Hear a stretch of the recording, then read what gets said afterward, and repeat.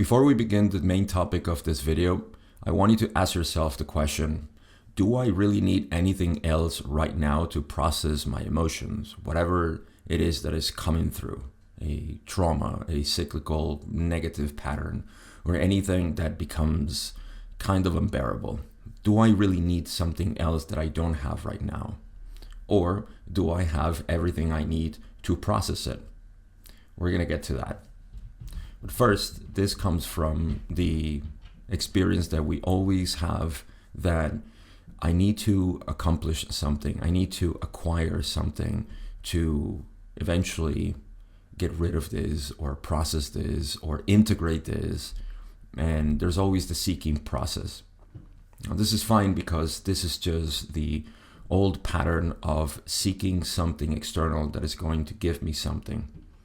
And that's fine for now. We have actually done this in several ways, and through activities or substances, we have been reaching out to the external world to help us process these emotions, these negative patterns, and looking for healing.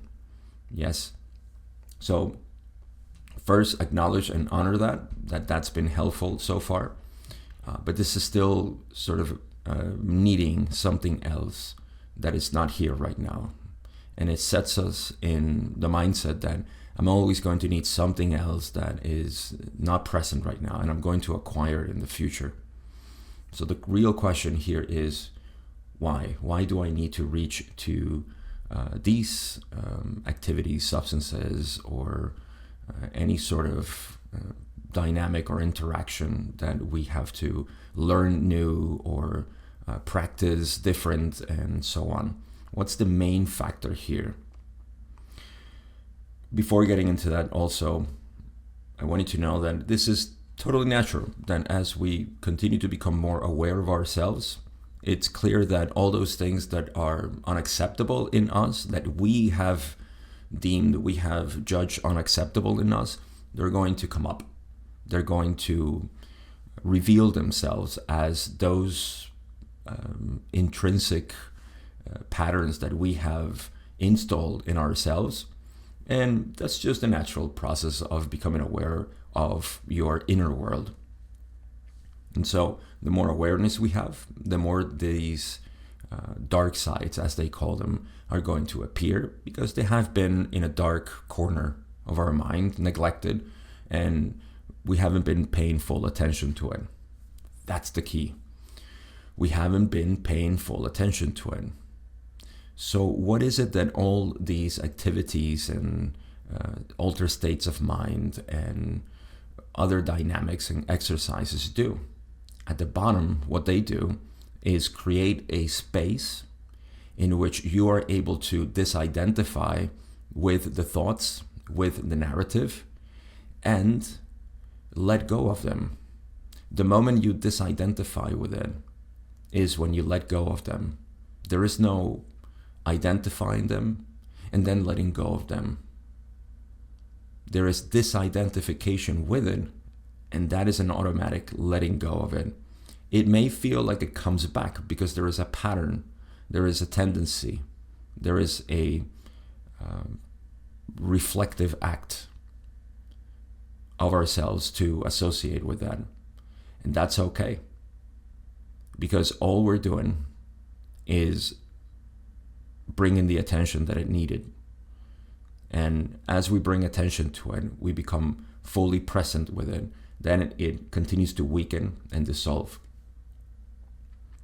So everything that you find in other activities and other sort of healing methods, they're all having at the core the observing from a neutral standpoint, from who you truly are, that which is present, that has been neglected, and that now needs to be seen as something that is not informing us properly anymore, but rather something that is not needed.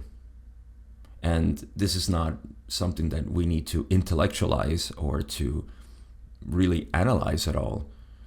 It stands out.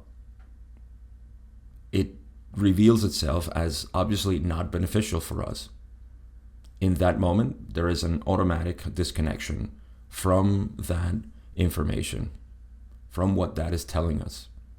We stop listening to it as something that is real or true.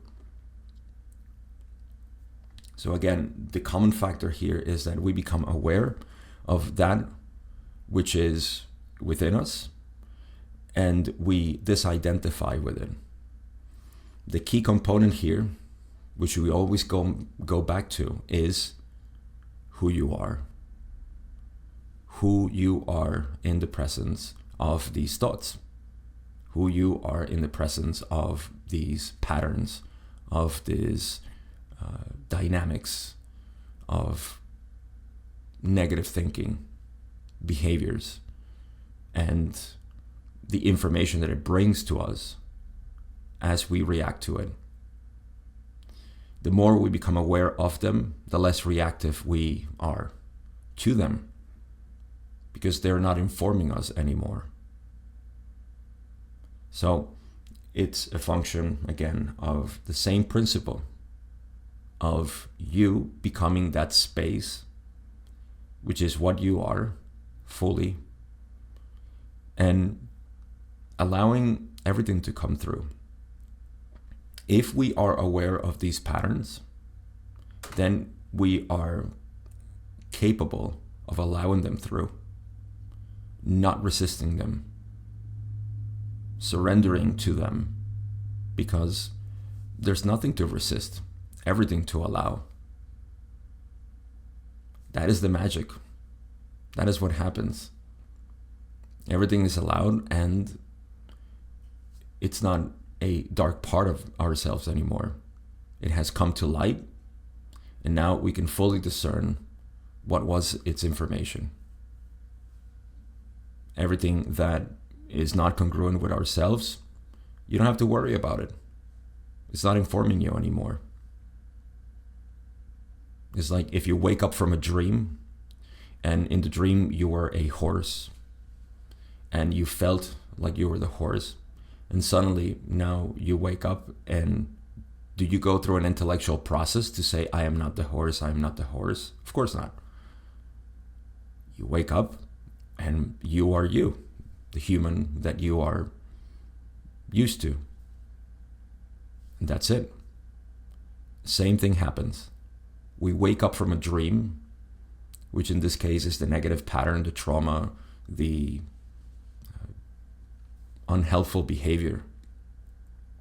We wake up from that, and clear discernment just let that go. It dissolves it, just like light seems to dissolve the shadows or darkness that was present in the room. So awareness illuminates our mind and all the patterns that are there. You don't need that anymore. You don't need to go out into the external world to find something new. It's always the same. Once you understand that the same factor, the same common factor is present, which is you. You don't need any aid anymore, any help.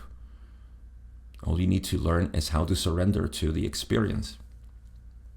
And to know that, you need to see how much you are resisting this experience and what are the thoughts that are informing you to resist it. Unbearable. We can't have it. Let's push it again away. And to know that we have been in that unconscious pattern for years, creating the resistance and reacting to it. Because the more we suppress these thoughts, these behaviors, the more we put it into the dark corner of our mind, the more they push up, and our reactivity to it is the emotional drama that unfolds in us, whether that be an internal struggle or something that expresses outward. And that's when we are truly unconscious of what's happening. When we are conscious of what's happening, it doesn't matter if it's very strong, intense, and it feels unbearable. Good. It feels unbearable. I am making it bearable in the moment. I don't need to go out anymore to seek anything. Just my pure presence is capable of it. Do it right now. Feel it. Know how your presence, your awareness is not moved by it, it's not affected by it. It's never been affected by it.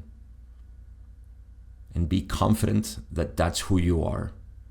If you're not confident, if you don't know yourself, then the mind will bring up an alternative, which is always limited, the separate self, that it somehow cannot deal with it or would like to distract itself from it.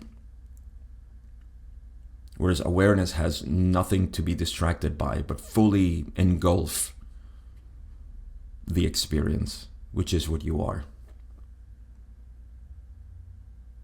Once again, the one liberating aspect of all of this is to know and be yourself as you are. That's it. If you find this method helpful and you want to know more and establish this practice in your life, go to my free community, which you can find in the description, a link to join. It's free. I have weekly Q&As there, and there are courses that I would recommend you to take that are free, and get involved in the community.